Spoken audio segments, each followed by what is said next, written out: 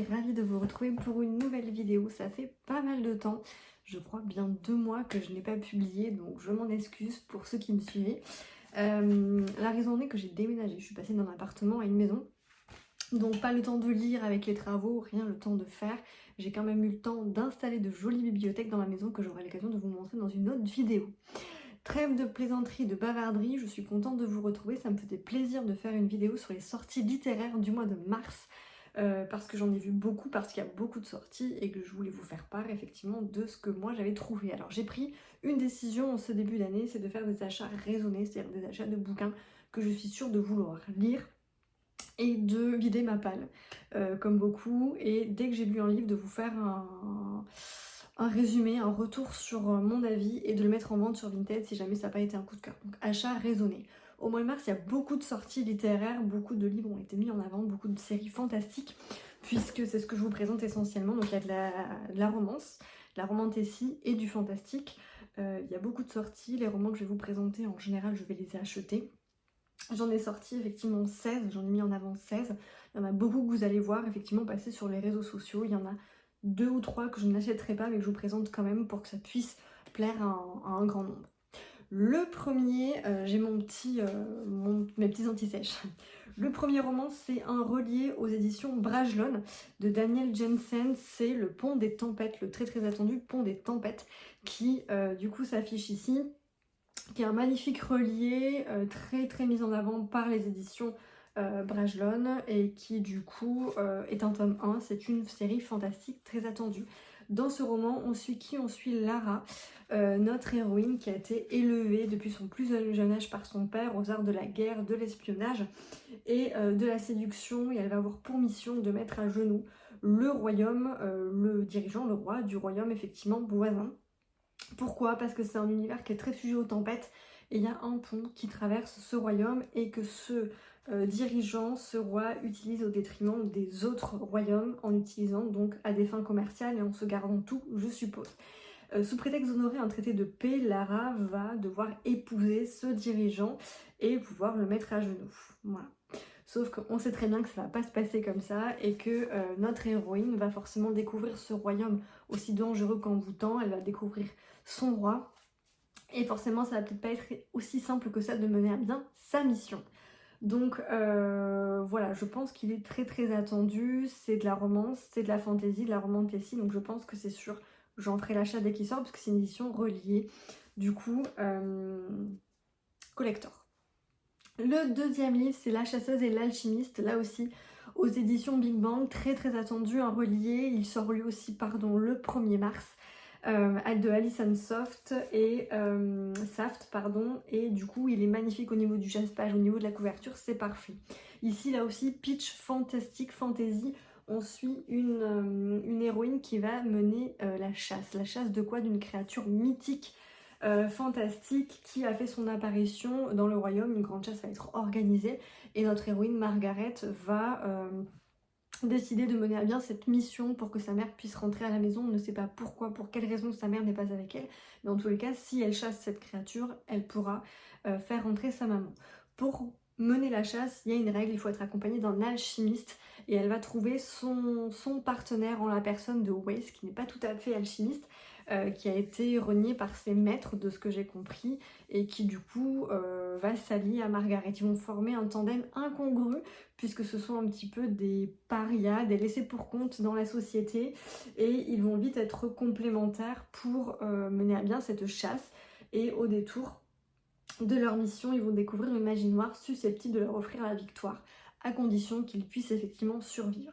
Donc c'est une saga fantastique qui est très attendue. On nous dit que c'est un mélange envoûtant de romance et de magie, une histoire d'amour absolument magnifique, donc forcément moi je vais l'acheter à coup sûr pour l'objet livre, mais aussi pour le pitch fantastique et romantécie, ça match. Le roman suivant, je ne me l'achèterai pas, mais je souhaitais vous le présenter parce qu'il est présenté comme étant le phénomène TikTok italien. C'est Fabricant de larmes aux éditions Hachette de Erin Doom. Erin Doom, c'est ça, voilà, phénomène TikTok, donc je voulais quand même vous le présenter. Il sort aussi le 1er mars. Ici, on va suivre Nika, 17 ans, qui va être adoptée par un couple et qui va donc quitter l'orphelinat dans lequel elle était. Et elle va laisser ainsi son passé derrière elle et la légende du fabricant de larmes. On n'en dit pas plus, je pense que c'est une légende où le méchant, le fabricant d'armes, tire profit des peurs, de nos peurs les plus profondes. Donc on n'en sait pas plus, le résumé il est assez énigmatique, il n'est pas assez développé, donc on ne sait pas si ça va être du fantastique vraiment, ou bref. Elle va être adoptée, elle va rejoindre une famille, et dans cette famille elle va retrouver un autre orphelin, Rigel, j'allais dire Nigel, mais Rigel, un orphelin qu'elle connaît, avec qui ça va pas forcément bien se passer, il va lui mener la vie dure, lui mener une guerre et une vie pas possible, donc on sait pas trop si c'est de l'amitié, si c'est de l'amour, s'il y a du surnaturel, s'il y a des secrets derrière tout ça, donc pour moi c'était pas... Voilà, c'est intriguant parce que c'est un phénomène TikTok et que je pense qu'il y a sûrement beaucoup de gens qui l'ont suivi, mais je vais attendre effectivement les avis avant de l'acheter, donc si ça vous tente, voilà, sachez qu'il sort le 1er mars. Un roman qui pour le coup là m'a beaucoup intégré, tant par le world building, par l'univers très riche que par les thématiques. Le 2 mars sort Mystic Flown aux éditions Gulfstream de Dana R. Chalice, si je me trompe pas. Donc au niveau des thématiques, pour que vous sachiez si ça vous plaît, on a du fantastique, de la magie et des robots futuristes. Voilà. Donc ça m'a fait un petit peu penser à Arcane, la série Netflix, où on a des anciennes technologies mélangées à de la magie. Ici c'est des nouvelles technologies, de la robotique mélangée à de la magie, et je sais que l'association des deux peut être géniale. Donc je vais en faire l'acquisition et le lire très rapidement. C'est celui qui me plaît le plus, même au-dessus de Pont des Tempêtes et de La Chasseuse et l'Alchimiste. Donc il fait partie de la tête de mon trio. Voilà. Au niveau du résumé, c'est pas très facile, donc je vais le lire pour vous le présenter. Entre les royaumes du continent, une guerre de l'ombre couve depuis longtemps. Dans ce jeu de force et de magie, la découverte des armures robotisées mobiles devient l'enjeu stratégique de tous. Ces ARM, vestiges d'une civilisation disparue depuis 1200 ans, offriraient un avantage hautement dissuasif si elles voulaient bien révéler leurs secrets. Mais la pièce manquante demeure introuvable. L'autre solution pour s'assurer la victoire serait de mettre la main sur le maître des arcanes, porteur de l'as de mort et du joker, Sage. Héritier malgré lui de ce pouvoir destructeur, il est traqué pour ses capacités et trouve refuge à la prestigieuse université des magies. Là, il y rencontre Diba, une émotionnelle que tout le monde fuit à cause de ses dons aussi dévastateurs qu'incontrôlables. Tous deux vont tenter de percer le mystère qui entoure l'origine des ARM dont ils sont effectivement obsédés et passionnés, sans se douter que ces robots de guerre ne sont pas la pire des menaces à craindre. Donc on a vraiment les thématiques de magie, de technologie, des robots destructeurs, et une amitié effectivement particulièrement touchante entre deux adultes trop longtemps enfermés dans la solitude et la peur. Donc pour moi tout est réuni, le résumé pour moi était complexe, difficile à vous retranscrire, mais je pense qu'au niveau des thématiques vous avez compris que c'était plutôt simple à comprendre et plutôt intéressant. Sortie suivante, je ne vais pas vous le présenter parce que c'est un tome 2, c'est The Gilded Cage, le tome 2 qui suit The Prison Healer de Lynette Noni aux éditions Hachette, et lui il sort le 8 mars. Donc dans le premier tome que j'ai ici mais que je n'ai pas lu, The Prison Healer, il a été très bien critiqué, notamment par Sarah Gimas mais aussi par les lecteurs, les booktubers. Tout ce que je sais c'est qu'on suit une jeune fille qui est au sein d'une prison et qui a peut-être des pouvoirs ou au moins des talents en termes médicinaux, ou voilà, j'en sais pas plus. Je sais juste que la sortie de son tome 2 était très attendue, donc je ne pouvais pas ne pas le mettre dans cette liste. Voilà, je vais pas vous spoiler. Le 8 mars soir, La fille du roi pirate aux éditions du coup Stardust de Tricia Levenseller, j'arrive pas à parler. Tricia Levenseller a écrit d'autres romans que je n'ai pas lus, mais je sais que c'est une autrice qui est très bien critiquée là aussi, donc je ne pouvais pas passer à côté de La fille du roi pirate. On ne sait pas si c'est un tome 1, dans tous les cas, ça parle de piraterie et ça on aime, on achète. On suit qui? On suit Alosa, la fille d'un roi pirate, qui va avoir pour mission ô combien originale de retrouver une carte qui peut mener à d'incommensurables richesses, un trésor fantastique, vous l'aurez compris. Pour mener à bien sa mission, chose très originale, on n'aurait pas eu l'idée de le faire, elle va se faire kidnapper par ses pires ennemis qui vont l'embarquer sur leur navire. Elle va arpenter le navire, rechercher un petit peu cette carte au cours de la nuit, et elle va se heurter à un lieutenant aussi intelligent, intriguant que séduisant. Va-t-elle réussir à mener à bien sa mission? C'est toute la question. Et il me tarde de faire l'acquisition de ce roman La fille du roi pirate, qui est particulièrement intriguant, et je suis sûre que je vais le lire de suite. Ce n'est pas sans rappeler La carte des confins aux éditions PKJ de Marie Raplin que je n'ai pas lu, mais qui parle de piraterie et de romance, les deux principales thématiques, et je crois que le tome 3 sort d'ailleurs au mois de mars, je n'en ai pas parlé, mais je vous le dis au passage, donc ça rappelle un petit peu ce roman-là. Ensuite, autre présentation, un Twisted Tale au bout du rêve, aux éditions Hachette Heroes de qui d'ailleurs? Mais je ne sais pas. Dans tous les cas, on est centré sur Tiana, et si Tiana avait conclu un pacte avec le maître des ombres, donc c'est une revisite de conte, mais revisite de conte Twisted Tale, donc conte inversé. Donc je n'en ai jamais lu, sachant l'édition particulièrement bien ouvragée, avec un joli page, un joli objet livre, et un roman qui a plutôt été mis en avant par la maison d'édition. Il sort le 8 mars, je pense pouvoir m'initier à la revisite au Twisted Tale, en achetant effectivement ce Disney-là. Voilà. On suit Tiana, du coup, qui travaille très très dur à la Nouvelle-Orléans pour pouvoir vivre et mener à bien effectivement sa vie, et elle va être confrontée à un méchant qui va lui faire une offre pour lui réaliser tous ses rêves, et elle va accepter, je suppose, en situation de désespoir. Donc elle va voir effectivement sa vie, sa ville, Nouvelle-Orléans, et toute sa vie complètement chamboulée par cette offre qu'elle va accepter, et elle va tenter, une fois qu'elle aura compris que sa réalité n'est plus vraiment la sienne, elle va tenter avec ses amis de retourner à la situation d'origine pour retrouver tout ce qui lui était cher et sa ville, la Nouvelle-Orléans.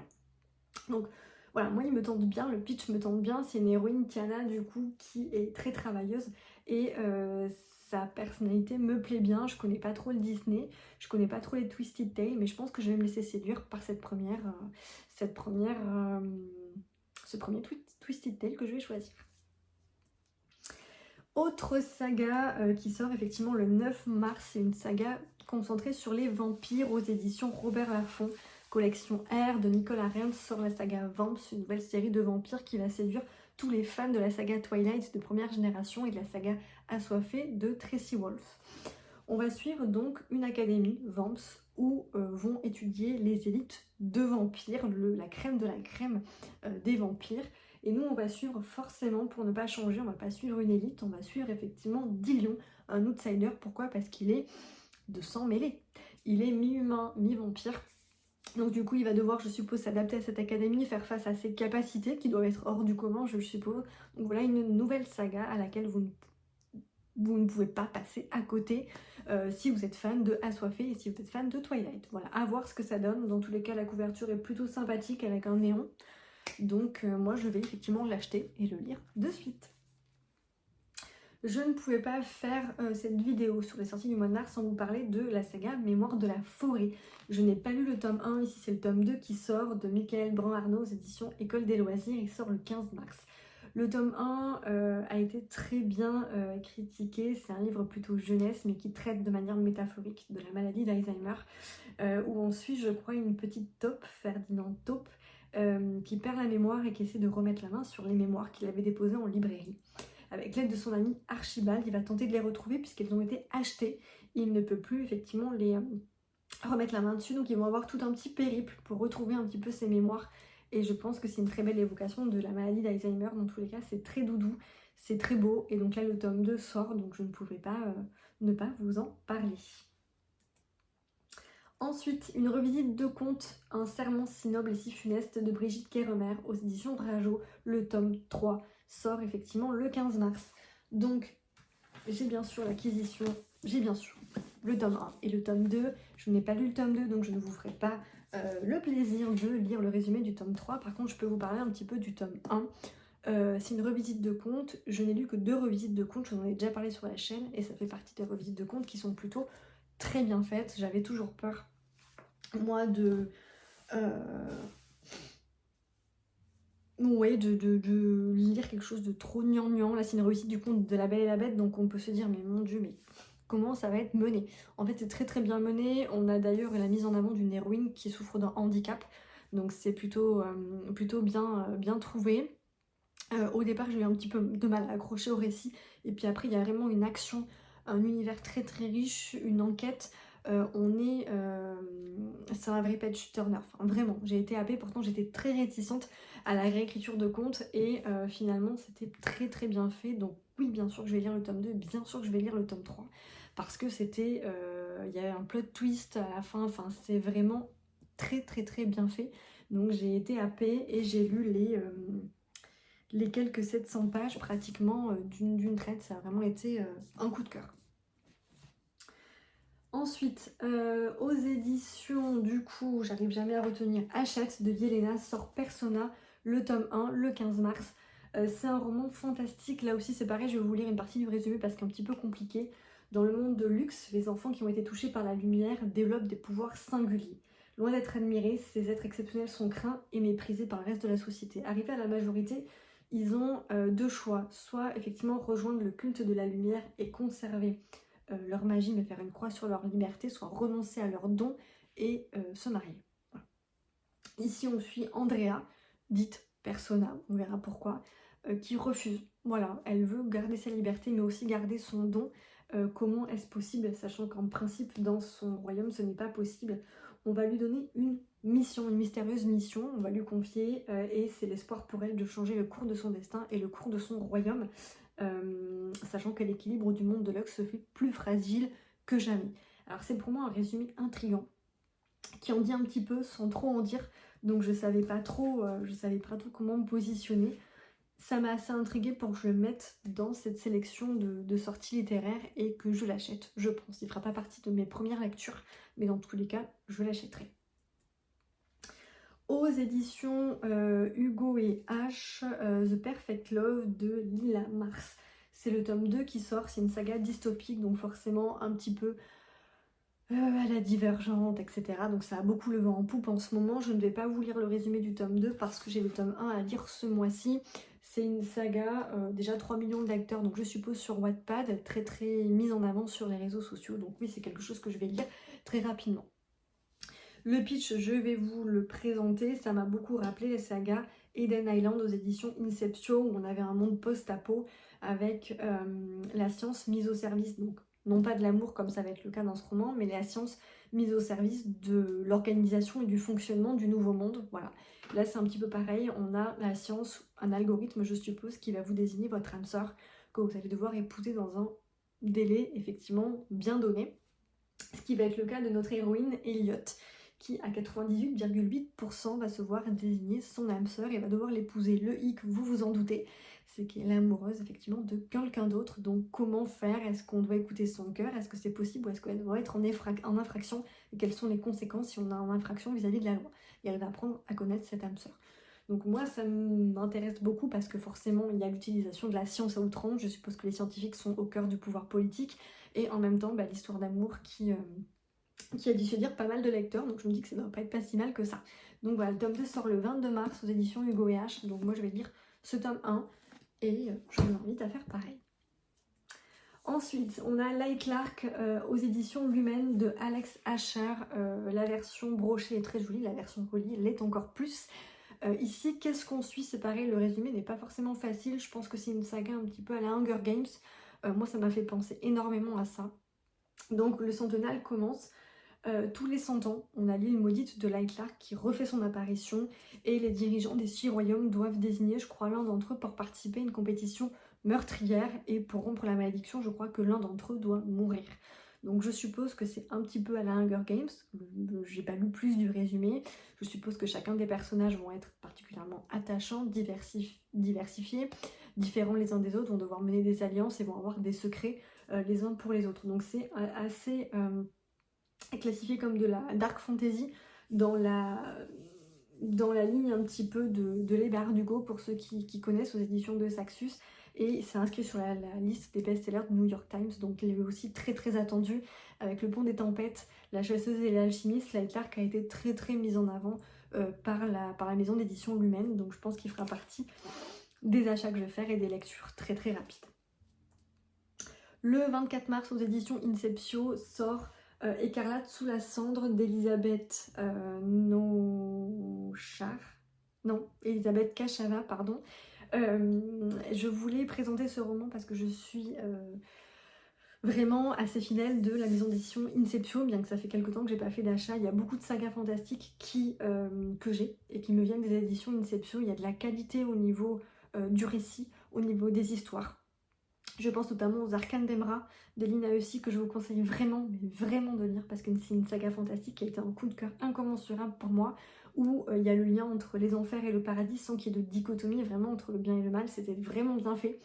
Il y a la saga aussi Surnaturel que j'ai pas terminée, qui est un peu plus young adulte que les Arcanes d'Emra, mais vraiment Surnaturel et les Arcanes d'Emra, foncez si vous aimez les sagas fantastiques. C'était une trilogie pour les Arcanes d'Emra. C'était vraiment puissant, vraiment très bien trouvé, très bien recherché. Bref, Écarlate sous la cendre, de quoi ça parle? C'est aussi assez original parce qu'on suit Kira, une jeune elfe au caractère volcanique qui commence son apprentissage au camp d'Eleadora.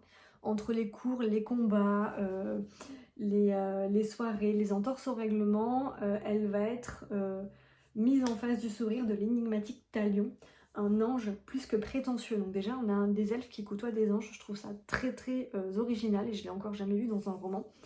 Donc elle va être un petit peu chapeautée ou du moins contrôlée par cet ange et en même temps elle va faire face elle-même en elle à des pouvoirs très forts qui se développent et qu'elle ne va pas effectivement savoir contrôler. Voilà. Donc je trouve ça très énigmatique. Voilà, je sais pas si j'attendrai ou pas les avis pour l'acheter, je pense que je vais l'acheter très rapidement et le commencer aussi très rapidement. Mais il y a beaucoup de romans ce mois-ci que je dois acheter et commencer très rapidement. Donc non, je sais que les éditions Inceptio c'est une valeur sûre, j'ai jamais été déçue. Donc je pense que je vais acheter ce roman qui m'intrigue beaucoup.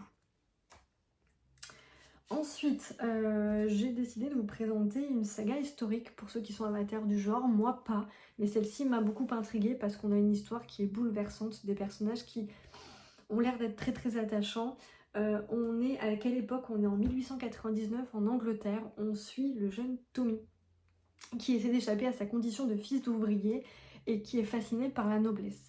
Il est ami avec Josie, que ses parents vont forcer à se travestir pour travailler dans les mines, et tous les deux ils vont s'enfuir et frapper à la porte effectivement du riche manoir effectivement d'à côté. Tous les deux ils sont fascinés par la noblesse, par la vie de luxure que ça peut effectivement revêtir. Seulement il y a aussi beaucoup de secrets, donc on va suivre un petit peu cette saga historique pour découvrir effectivement les secrets de la noblesse, en même temps voir comment nos personnages vont être confrontés à cette vie, comment ils vont échapper à leurs conditions ou pas. Donc voilà, je trouvais ça très très intéressant.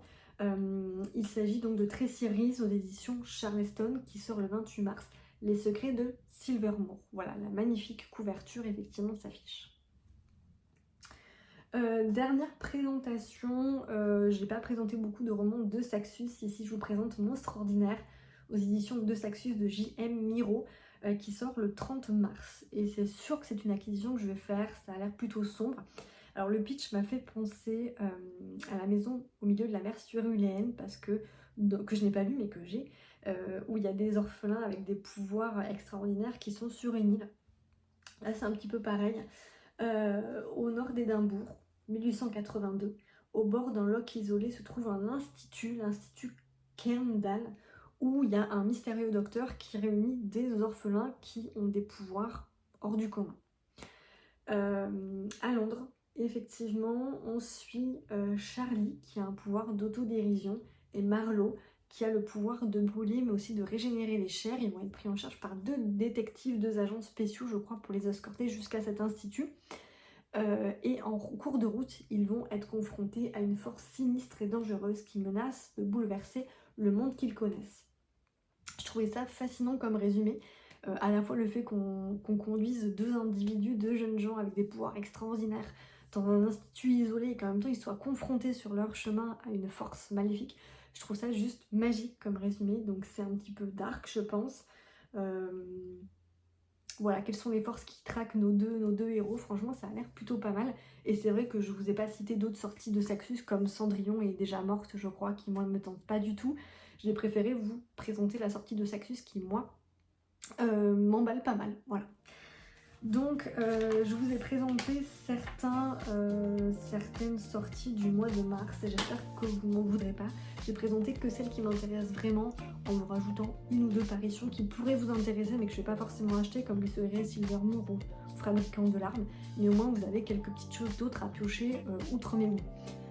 Voilà, sachant que je suis plutôt fan de romantasy et de sagas fantastiques, voilà. Donc j'espère que cette vidéo vous aura plu. N'hésitez pas à mettre un pouce, à me mettre en commentaire si vous voulez que je fasse d'autres vidéos sur les sorties du mois d'avril, mai, juin, etc. Parce que c'est une vidéo que j'ai pris beaucoup de plaisir à tourner. J'ai mis beaucoup de temps à trouver le temps de tourner parce que ça paraît facile effectivement à faire, mais j'ai jamais le temps de tourner, donc là, je suis contente de l'avoir faite parce que moi ça m'a beaucoup servi de trouver des vidéos toutes prêtes de sorties littéraires. Donc voilà, j'ai plus qu'à faire ma liste, à faire ma sélection et aller en magasin. Donc je trouve ça plutôt pas mal. Donc je vous souhaite de très bonnes lectures fantastiques et de romances et je vous dis donc à la prochaine. Très bonne lecture, merci.